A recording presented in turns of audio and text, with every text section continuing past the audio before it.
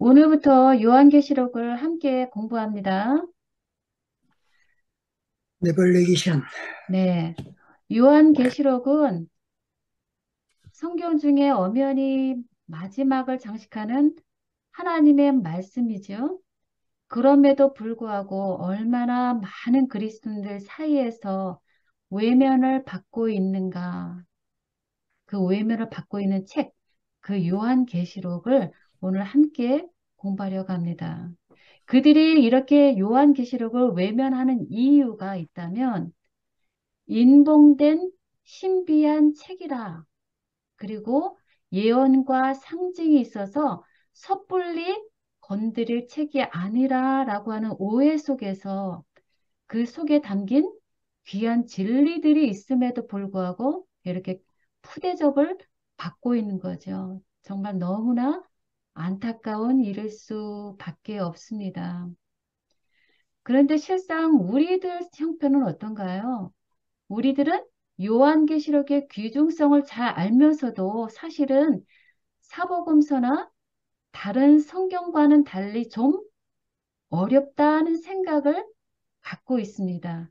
그래서 읽고 듣고 묵상하기를 기피하게 되는 책이 아닌가 생각해 봅니다. 아마도 상징과 예언 같은 그런 암호들이 있기 때문에 복잡하다는 생각 때문에 그런 것 같아요. 그리고 또 한 가지 이유가 있다면 아마도 다가올 무서운 사건들에 대한 내용 때문에 우리는 이 책을 가까이 하지 않는 거라고 봅니다. 아마겟돈 전쟁이 있고요. 기근이든지 박해든지 또는 하나님의 심판들이 기록돼 있잖아요. 마찬가지로 저도 이런 이유들로 인해서 이 책을 깊이 묵상하기를 미뤄왔었거든요. 그런데 1, 2, 3 교재로 하다 보니까 윤곽이 잡히게 되고요. 그래서 이 책을 공부해보고픈 마음이 들었고요. 특별히 마지막 세대의 위기를 앞두고 사는 하나님 백성들을 위해서 예수님께서 요한에게 친히 찾아오셔서 주신 말씀인 만큼 반드시 우리는 이 계시록의 말씀을 올바로 이해해야 할 줄 압니다. 그리고 세상에 이 하나님의 말씀을 전달해야 할 줄 압니다.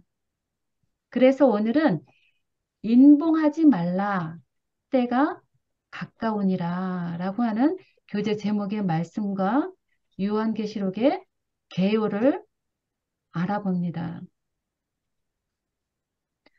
먼저 요한계시록이라고 하는 책 제목에서 보듯이 계시란 나타내는 것, 어떤 중요한 것이 나타내어진 바 된 것이라는 뜻을 갖고 있죠.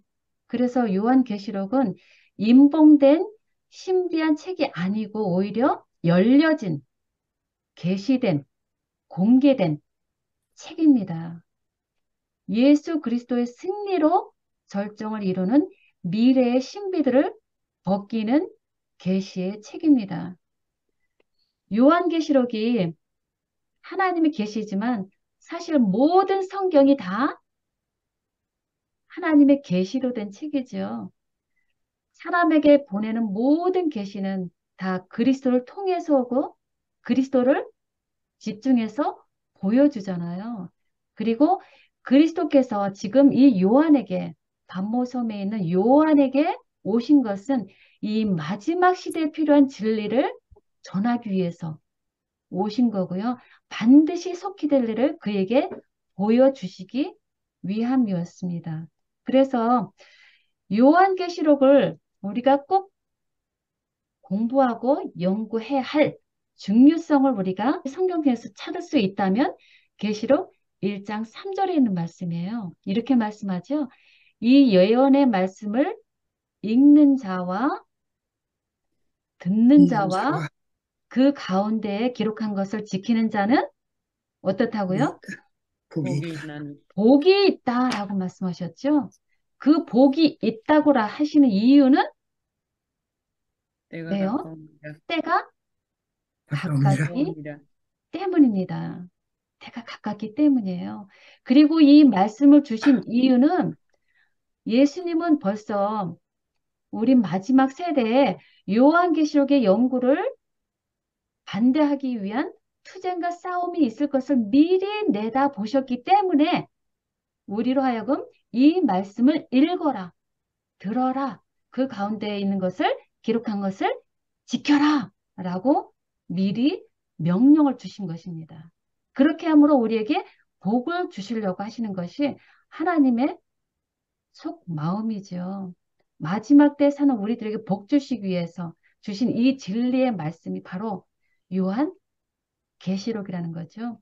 주님은 우리 영혼이 잘 되는 것을 기뻐하시죠. 그리고 주님은 우리가 진리를 잘 알고 깨닫고 진리 안에서 행하며 진리를 세상에 증언하는 것을 심히 기뻐하십니다. 그래서 우리는 이 요한계시록, 하나님께서 주신 이 요한계시록이 어떤 책인가를 반드시 알아야 합니다. 요한계시록은 온전하신 예수 그리스도께서 활동하시는 속죄 사업을 보여주고요. 그리고 예수님의 다시 오심에 대해서 아주 명확하게 이해하게 해주는 책입니다. 그리고 아울러서 요한계시록은 인류를 위한 귀중한 약속들이 다 담겨 있고요. 그리고 아주 두려운 경고의 말씀들이 담겨 있습니다. 그리고 또한 요한계시록에서 성경의 모든 책이 만나고 종결된다는 거죠. 그리고 이 책 안에 과거에서부터 지금까지 되어 온 일, 그리고 지금 현재 있는 일, 그리고 장차 될 일을 세상에 공개해 주고 있고요. 그리고 예수님 재림하시는 그날까지 벌어질 사단과 예수님 사이의 선악간의 대쟁투가 아주 선명하게 보여주는 것이 바로 이 요한계시록이고요. 아울러 그 대쟁투의 종말, 예수님이 약속하신 승리를 보여주는 것이 바로 이 요한계시록입니다. 그렇기 때문에 요한계시록이야말로 실상은 가장 신나고 가장 흥미있는 진리가 담긴 말씀이에요. 그래서 이 말씀을 읽고 듣고 지키는 것은 우리의 특권이에요. 물론 예수님께서 지키고 듣고 읽으라라고 명령하시는 그 의무이지만 아울러 이것은 우리에게 굉장한 특권이라는 것입니다. 그래서 마지막 시대에 반드시 연구해야 할 책이 있다면 그것은 당연히 요한계시록이다라고 말할 수 있습니다. 그러면 우리는 요한계시록을 어떻게 연구해야 할까요?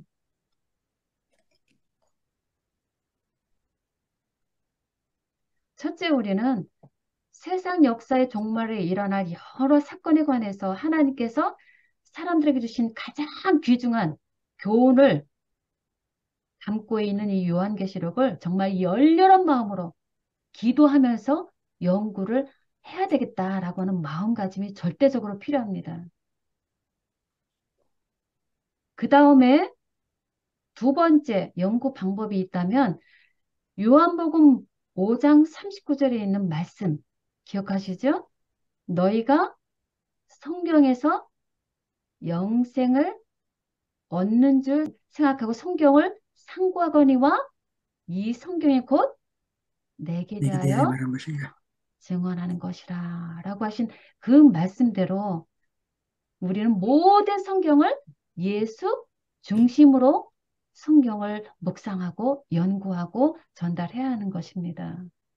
그래서 우리가 1, 2, 3 묵상을 지금 하고 있는 것 자체도 우리는 모든 성경을 이런 식으로 예수 중심으로 연구를 하고 묵상하자라는 취지에서 모이는 것입니다. 목회봉사 136페이지에는 말씀을 요한계시록을 그리스도 중심적인 분위기에서 이야기할 것이라고 기록되어 있더라고요.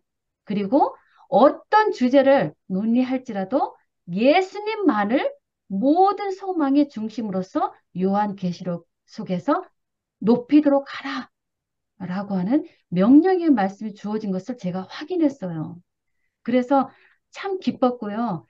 그래서 앞으로 이제 매주마다 요한계시록 공부할 때 지금 이 말씀대로 요한복음 5장 39절과 목회봉사 지금 읽은 이 말씀에 의거해서 요한계시록을 예수 중심으로 연구하고자 하는 생각으로 준비하려고 합니다. 여러분들도 함께 그런 각도로 묵상하시고 연구하시고 하는 그런 축복이 함께 있으시길 바랍니다. 그럴 때 우리는요, 두려움이 아니라 예수님 안에서 믿음으로 승리를 확신하며 기뻐하는 복음의 참 소유자가 될 수 있는 것입니다.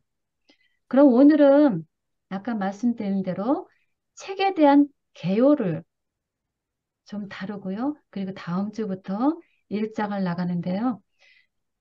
이 책은 계시록이라고 제목이 붙어 있지만 실제 책의 제목은 예수 그리스도의 계시라고 하는 것이 더 정확한 표현이 되죠. 왜냐하면 이 요한계시록은 예수 그리스도로부터 온 계시이고요. 동시에 예수 그리스도에 관한 계시를 담고 있는 것이 바로 이 책이기 때문입니다. 이 책은 AD 96년경에 기록이 되었다고 해요. 도미티아노스 통치 시대에 기록된 것으로 학자들이 통일적으로 얘기하고 있고요. 이 저자는 이 책을 기록한 사람은 사랑받는 예수님의 제자, 사도 요한이죠. 이 계시를 받도록 하나님의 택하심을 받은 사도 요한 스스로 계시록에 계속 거듭거듭 자기가 이 책을 기록한 자다라고 밝히고 있습니다. 이 사도 요한은 예수님께로부터 가장 택함을 받은 제자들 중 하나이고요. 그리고 마지막까지 살아남은 마지막 생존자로서 구약 시대에 하나님으로부터 가장 존귀함을 받은 자가 다니엘이었다면 신약 시대에 가장 존귀한 택함을 받은 자가 바로 이 사도 요한이라는 것이죠. 그래서 구약에 다니엘서가 있다면 신약에는 요한계시록 두 쌍이 같이 있는 것이죠. 그래서 사도 요한은 혹독한 그 황제로부터 밖에 손길이 미쳤을 때 어떻게 했나요? 오직 하나님 말씀과 예수 증거, 예수 믿음을 지켰기 때문에 황제로부터 끓는 기름 가마 속에 던져지는 그런 환란도 받았고 결국은 반모성으로 추방을 당하게 말하지요. 그러나 어땠나요? 인간적으로 정말 가장 바닥까지 사도 요한이 갔지만 하나님은 그를 단 한순간도 잊지 않으셨다는 사실이죠. 그래서 요한이 반모섬에 유배되어 갔을 때 그 섬에서 하나님은 오히려 가장 위대한 일을 사도 요한을 통해서 이룩하도록 하신 거잖아요. 이 요한 계시를 보고 기록하고 세상 교회에 전달하는 일을 하게 하신 것이죠. 후 시대를 위한 하나님의 계획인 것이죠. 그래서 이거를 보면 정말 우리 인간의 눈에 가장 혹독하고 비참하고 불행하게 보이는 그 시대야말로 그때야말로 하나님께서는 하나님의 가장 가치 있는 일을 할 수 있도록 함께 하시는 시간이라는 거죠. 그리고 축복하시고 인도하시는 하나님의 은혜와 섭리가 있는 때가 있다면 바로 우리가 당하는 가장 아프고 힘든 시간이라는 것이죠. 그래서 그 하나님의 은혜가 우리 각자의 삶에도 함께 하시는 줄 믿고 또한 감사하게 되길 바랍니다. 네, 그러면 이제 기록한 목적을 한번 볼까요? 왜 예수님은 사도 요한으로 말미암아 이 계시록을 기록하게 하셨나? 첫째는요, 계시록 1장 1절에는 말씀처럼 반드시 속히 될 일을 그 종들에게 보이기 위함입니다. 반드시 속히 될 일. 그것이 무엇일까요? 예, 반드시 예수님 속히 될 오심이요? 일을, 예, 그것은 예수님의 다시 오심, 재림을 나타내는 것이죠. 그래서 이 마지막 시대에 필요한 진리를 전하기 위해서 기록하게 하셨다는 것이죠. 우리를 준비시키기 위해서 종말에 무슨 일이 일어날지를 미리 보여주는 목적이 있는 것입니다. 그리고 또한 동시에 다른 것이 있다면 그런 우리의 환난과 고난 중에 있을지라도 우리의 미래를 붙들고 계시는 하나님의 계심을 우리에게 확실히 보여주기 위한 것이 요한계시록을 쓰게 하신 목적입니다. 그래서 이 사건들은 세상 끝날까지 내가 너와 함께 있으리라 말씀대로 그 예수 그리스도의 약속을 우리 마음속에 꼭 깊이 간직하도록 하기 위한 것이 이 예수님의 목적이었습니다. 그래서 정말 하나님의 계획은요, 창세기부터 지금 계시록까지 계획하시고 예언하시고 계시 주신 모든 것은 한치의 오차도 없이 그때 되어서 하나님께서 이루어 주셨고요. 또 앞으로도 계속 그때에 맞춰서 진행될 것이기 때문에 우리 하나님 백성들은 반드시 속히 될 그 인자의 오심을 위해서 준비될 수 있도록 우리에게 이 진리의 말씀을 배울 수 있게 섭리해 주신 것이라 믿습니다. 그래서 하나님의 군사로서 하나님의 작전과 전략을 우리가 올바로 알고 우리 하나님께 주신 믿음과 순종으로 행할 수 있게 되기를 간절히 기도합니다. 네. 그렇다면 이 요한계시록 전체를 꿰뚫는 주제 성경절이 있다면 어떤 성경절일까요? 네. 예, 요한계시록 1장 7절과 8절이에요. 이것이 요한계시록 전체의 주제 성경절입니다. 볼지어다 그가 구름을 타고 오시리라. 각 사람의 눈이 땅의 그를 눈이 그를 보겠고 보겠고, 그를 그를 찌른 찌른 자들도 자들도 볼 볼 것이요 것이요. 땅에 땅에 있는 있는 모든 모든 족속이 족속이 그로 그를 말미암아 말미암아 애곡하리니 애곡하리니 그러하리라. 그러하리라. 아멘. 아멘. 저희 하나님이 주 하나님이 이르시되 이르시되 나는 나는 알파와 알파오 오메가라 오메가라. 이제도 이제도 있고 있고 전에도 있고 전에도 장차 올 있었고 자요. 장차 올 전능하신지라 자요 하시더라. 전능한 자라 하시더라. 아멘. 네, 이 성경절을 하나님께서 우리에게 꼭 주시고 싶어 하셨습니다. 이 성경절에는 어떤 내용이 함축되어 있나요? 반드시 예수님께서 재림하시겠다 라는 말씀이죠. 구름을 타고 반드시 오시겠다. 그리고 이 말씀, 이 약속을 반드시 이루시는 전능하신 예수님을 보여주는 성경절입니다. 이 약속을 반드시 믿으라는 거죠. 누가 이 말씀을 하셨기에요? 알파와 오메가이시고 이제도 전에도 있었고 장차 올 자 전능하신 예수님께서 약속하신 말씀이기 때문에 반드시 이루어진다는 것이죠. 그러므로 우리는 믿음으로 마지막까지 끝까지 살기를 바라시는 것이죠. 그런데 이 말씀은 그 말씀을 받은 사도 요한에게 엄청난 복음이고요. 놀라운 계시지요.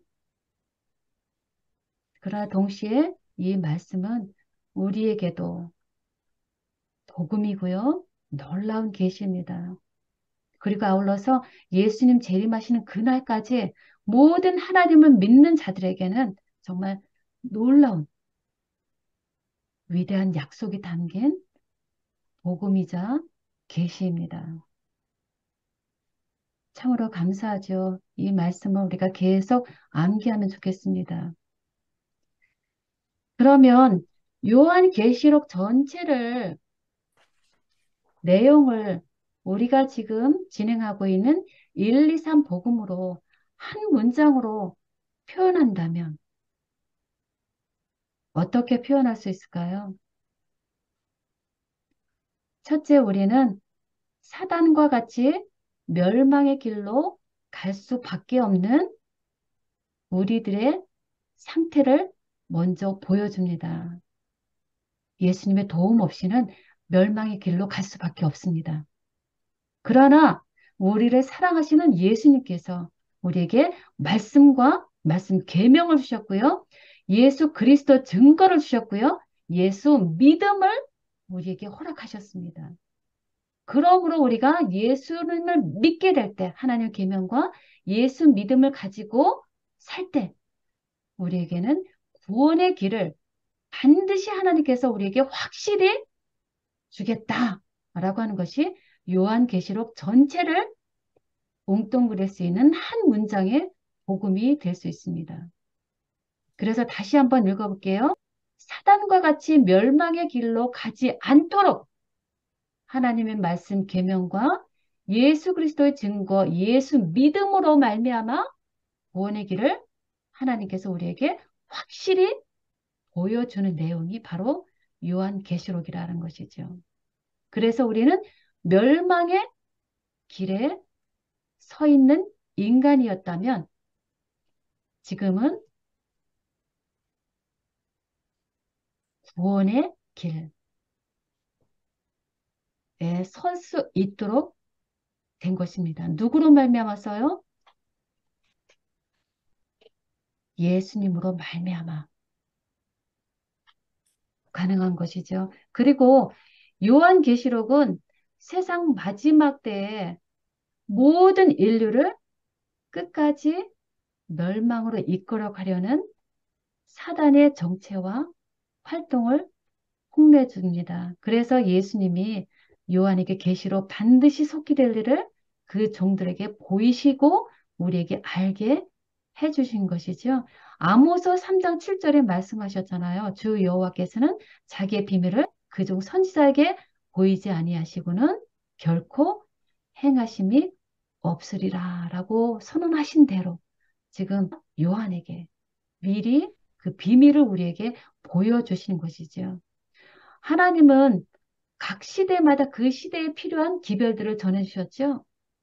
하나님 백성은 올바른 분별력이 절대적으로 필요한 때예요. 그래서 이런 시대에 하나님께서 올바른 길로 하나님의 백성을 인도하시는 빛을 주셨는데 그것이 바로 우리에게 주신 예언의 기별이죠.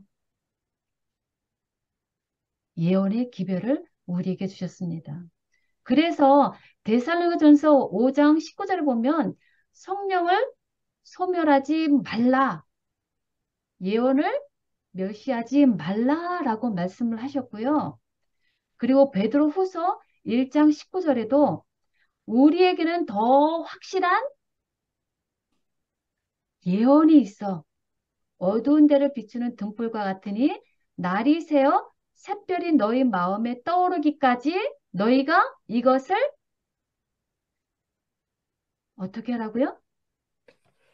주의하는 것이 옳으니라 라고 말씀하셨잖아요. 즉 성령을 힘입어서 우리에게 주신 예언과 계시의 말씀을 올바로 깨닫도록 연구하라 라는 뜻이죠. 예언의 기별을 주셨으니 그 예언을 성령으로 말미암아 부지런히 연구하고 깨달아라 라는 것이죠.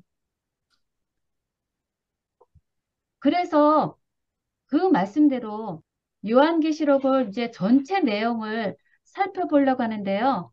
우리가 1장부터 22장까지 미세적으로 자세히 살펴보는 것이 필요하지만 우리는 아울러서 큰 그림으로 볼 수 있는 눈이 반드시 필요합니다. 그래서 이것은 전체 내용을 그린 도표 내용이에요. 이 내용은 굉장히 중요하거든요.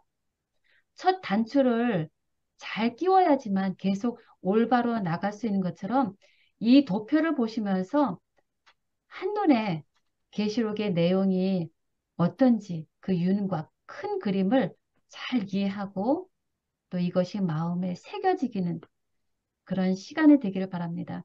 한 번에 네. 되지는 않아요. 그러나 여러 번 반복해서 우리가 이 도표를 보면서 계시록을 연구하게 되면 반드시 큰 축복이 우리에게 이르러올 줄 압니다. 자, 여기 도표를 보시면요. 먼저 왼쪽에는 1번 사탄의 세력 아래에 네. 와. 있는 그래서 우리, 초대교회부터 지금까지 네, 교회 사탄의 인간. 세력 아래에 있는 우리 교회와 인간의 상태를 보여주는 곳입니다. 1번, 인간의 상태입니다. 그러나 1번, 사탄의 세력 아래에 있는 우리 인간의 형편일지라도 반드시 우리를 돕기를 원하시고 도우시는 예수님이 계십니다. 그것을 우리는 2번, 오직 예수다라고 했죠. 그래서 여기는 지금 2번 사탄의 세력에 있던 우리를 위해서 사탄과 싸우는 예수님을 여기서 보여줍니다. 그러므로 사탄과 예수님과의 싸움 사이에서 우리가 하나님의 계명과 예수 증거 믿음을 가지고 나갈 때 반드시 우리에게는 하나님의 약속과 축복이 이루러 온다라는 것이 복음이라고 했죠. 그래서 우리는 사탄의 통치 아래에 있었다면 예수님으로 말미암아 지금 우리는 하나님의 통치 하에 있는 축복된 자가 되었습니다. 그러므로 우리는 이 복음으로 말미암아 하나님께 예수님께 감사와 찬송의 깊은 찬송을 들을 수 있는 것이죠. 그래서 먼저 이 도표에 있는 1번 왼쪽에 있는 것을 먼저 자세히 살펴봅니다. 1번 사탄의 세력 아래 초대교회부터 예수님의 재림까지 있을 교회와 인간의 상태를 보여줍니다. 그것이 어디냐면요. 요한계시록의 1장부터 3장까지는 일곱 교회의 상태를 나타납니다. 물론 여기에는 칭찬도 있어요. 그러나 큰 그림으로 볼 때 우리는 1장부터 3장까지는 일곱 교회에 처해진 교회와 인간들의 허물과 죄, 인간의 상태를 여기서 기록하고 있습니다. 그리고 그 뒤로 4장부터 8장 1절까지는 일곱 인을 떼시는 모습이 보이는데요. 여기 4장과 5장은 더 자세히 보면 일곱 인을 띄기 위한 배경이라고 여러분들이 이해하시면 더 좋습니다. 그래서 4장부터 8장 1절까지는 일곱 인을 떼는 모습이 보이고요. 그 다음에 8장 2절부터 11장까지는 일곱 나팔을 부는 기별이 여기 기록되어 있습니다. 그래서 1장부터 11장까지는 여기 뭐라고 있냐면요. 예수님이 승천하신 이후부터 재림하실 때까지 교회와 세상의 역사를 보여주는 것이고요. 예수님께서 일곱 교회에게 칭찬, 경고, 약속을 통해서 교회의 상태가 어떤지를 보여주면서 회개를 촉구하는 장면이 바로 여기 지금 이 부분입니다. 바로 우리 지금 어떤 사람에게는 지금 1번의 상태에 있는 사람이 있고요. 어떤 사람에게는 2번 오직 예수님과 함께 동행하는 분도 계시고요.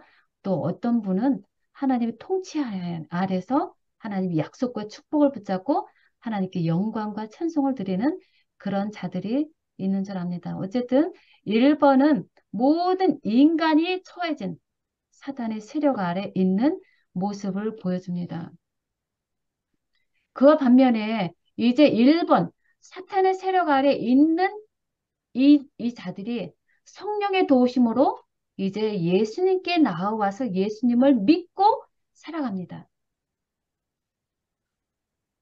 그때 사탄과 싸우시는 예수님과 남은 자손의 무기, 하나님의 계명과 예수 증거, 믿음을 보여주는 곳이 바로 정확히는 이거 요한계시록 14장이죠. 그런데 12장에는 무엇인가?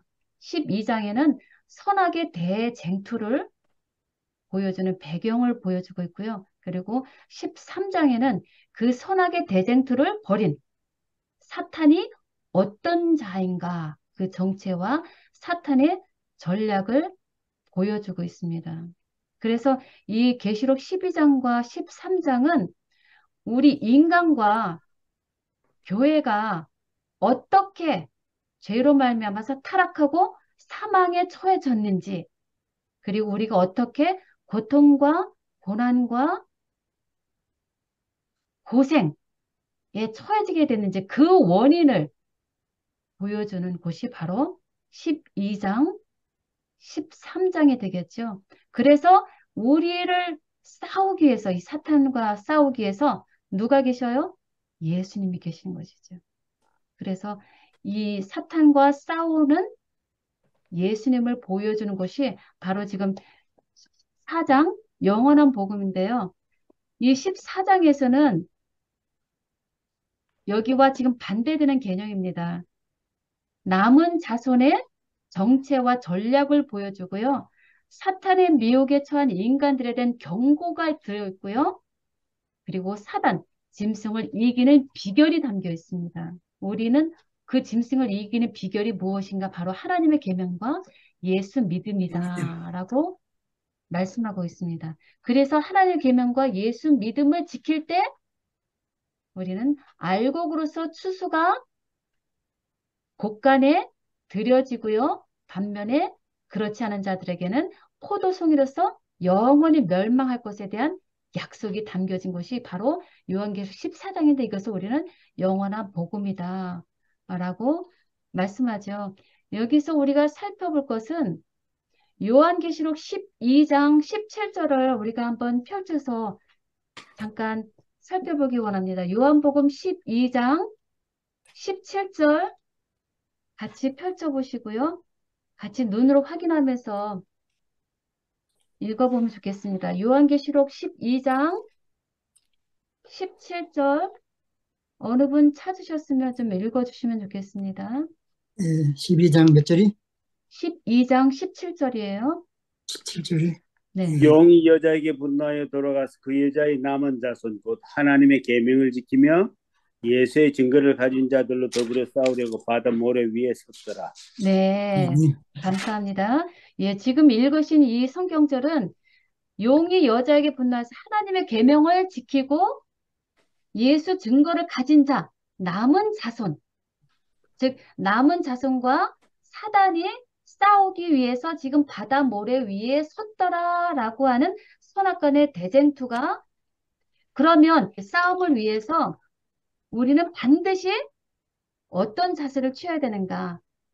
사단과 싸우기 위해서 우리도 함께 서서 싸워야 한다는 것이죠. 도망갈 것이 아니라 어떻게 해야 된다고요? 더불어 싸우려고 바다 모래 위에 서야 한다는 것입니다. 말씀을 가지고 예수 믿음을 가지고 우리도 사단과 더불어 싸우기 위한 마음 자세를 가지고 싸워야 한다는 것이죠. 그렇게 될 때 어떤 결과가 오나요? 요한계시록 14장 1절을 볼까요?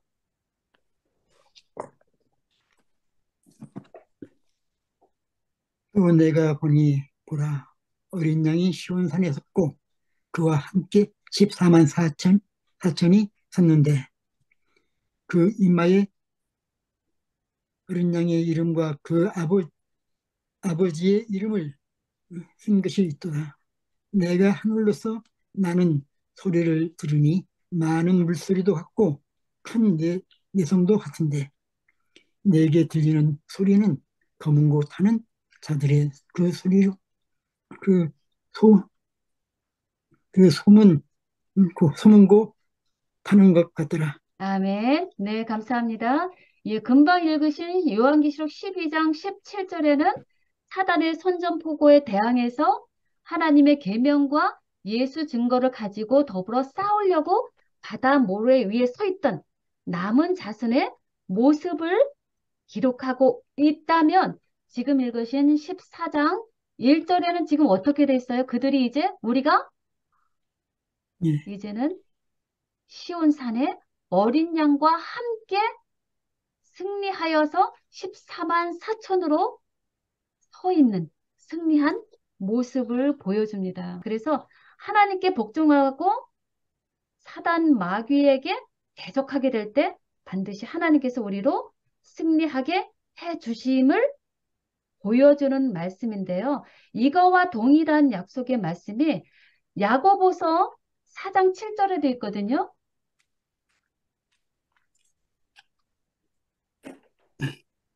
야고보서 4장 7절 뭐라고 기록되어 있죠? 야고보서 4장 7절 그런즉 너희는 하나님께 순복할지어다 마귀를 대적하라 그리하면 너희를 피하리라. 8절이요? 8절 하나님을 가까이 하라 그리하면 너희를 가까이 하시리라. 죄인들아 손을 깨끗이 하라. 두 마음을 품은 자들아 마음을 성결케 하라. 아멘. 감사합니다. 지금 이 말씀도 누구에게 복종하라고요? 하나님께 하나님께 복종하라. 그리고 누구를 대적하라? 마귀를 대적하라. 마귀를 대적하라 라고 하셨어요. 그렇게 하면 어떻게 해주시겠다고요? 요한계시록 14장 1절에 있는 것처럼 우리로 하여금 승리하게 해주시겠다라고 하는 약속의 말씀이죠. 반드시 사단을 대적하고 하나님께 순종할 때, 복종할 때 하나님께서 우리를 승리하게 해주시겠다라는 약속의 말씀입니다.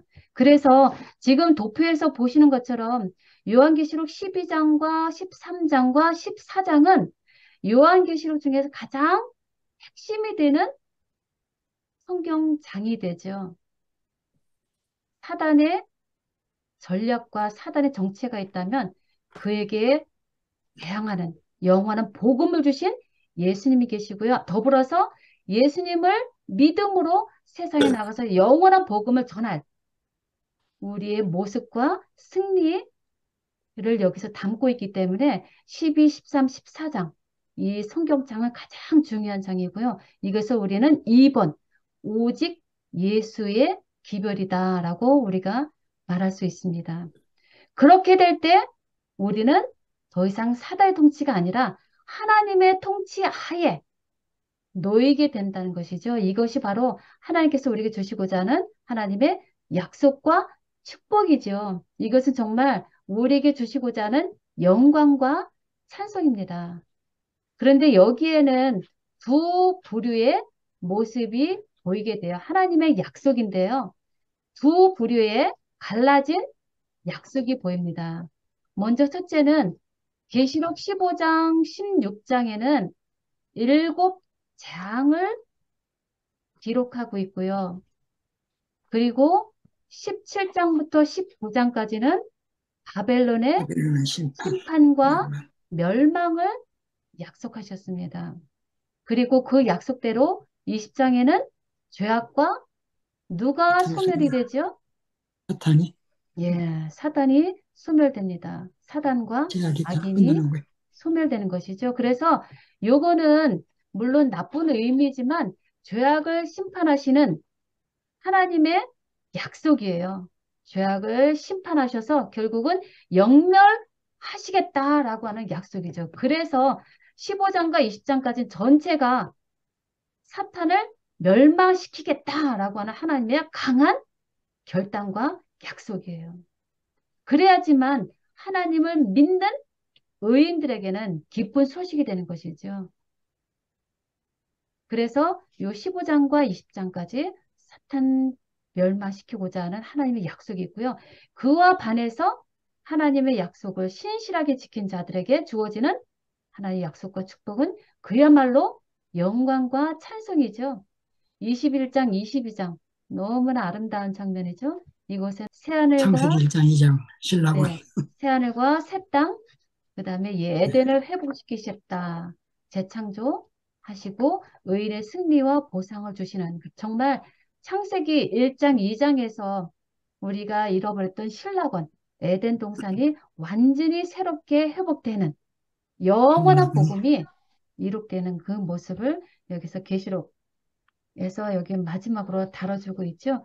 그래서 여기 보면 첫째 부분에서 일곱 교회 상태가 있다면 일곱 인에는 여기에서는 하나님께서 사랑하시는 자들을 강하게 경고해 주시는 부분이고요. 그 다음에 일곱 나팔은 그래도 말을 듣지 않는 자들에게 하나님께서 부분적이고 또 징계하는 기별이 주어진 것이 바로 일곱 나팔이다라고 하죠. 경고의 수준이 점점점 높아지는 이유는 하나님께 사랑하시는 하나님의 백성들의 그 상황과 처지가 어렵고 악화될수록 하나님의 백성들을 살리고자 점점 더 강하게 경고와 징계를 주실 수밖에 없는 것이 바로 하나님의 속마음이죠. 그래서 이 일곱 나팔은 결국 하나님께서는 종 선지자들과 성도들과 또 물론대소하고 주의 이름을 경외하는 자들에게는 상을 주시고 그렇지 않은 자들에게는 반드시 망하게 하시겠다라고 하는 하나님의 굳건한 결심과 강한 의지를 미리 보여주는 부분적인 재앙인 동시에 중징계적 심판의 의미가 담겨 있습니다.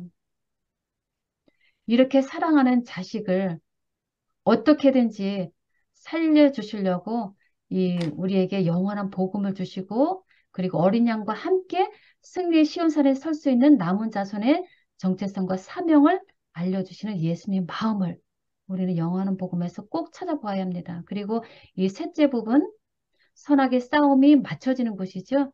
하나님의 전면적, 종말적, 일곱 대접 재앙이 바로 여기 보여지고요. 그래서 심판으로 사탄과 그 추종자들의 멸망과 하나님의 통치로 새하늘 새 땅을 회복하고 의인의 승리의 보상을 약속하신 놀라운 모습이 바로 이 요한계시록입니다. 그래서 여러분들 크게 한번 보세요. 1번 사탄의 세력 하에 있는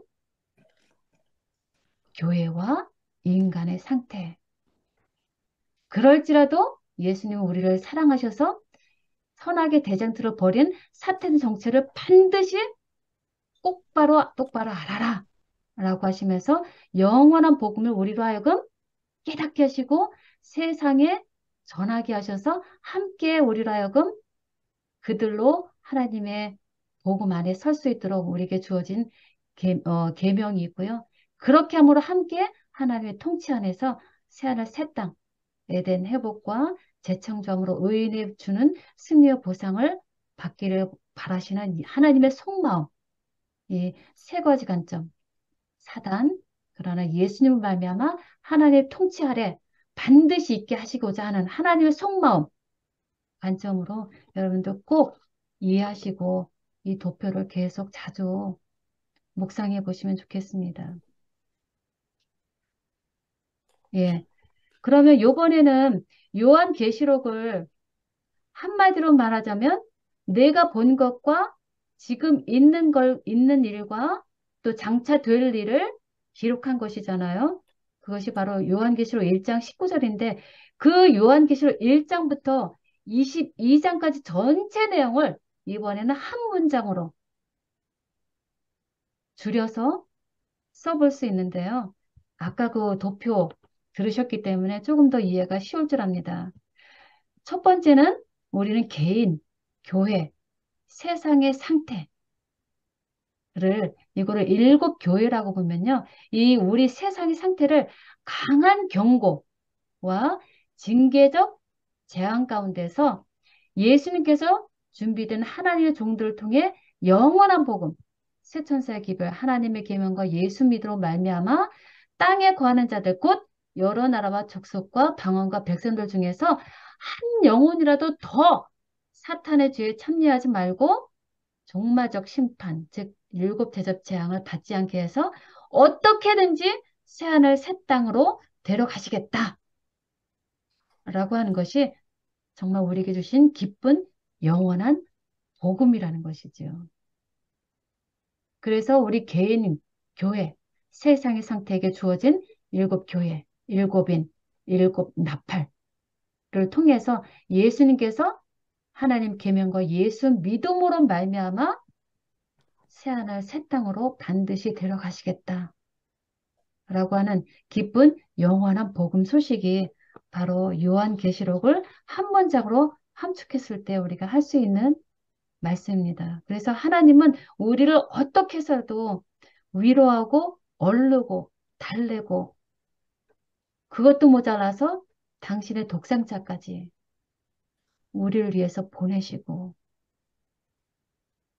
눈물을 머금고 징계도 하시고 환난도 주시고 성령도 보내주시고 할 수 있는 모든 수단을 다 우리를 위해서 우리의 구원을 위해서 보내주신 것이죠. 그래서 믿음으로 십자가를 통과해서 우리는 못하지만 어떻게든지 하나님의 나라에 데려가시겠다 라고 하는 것이 복음인 것입니다.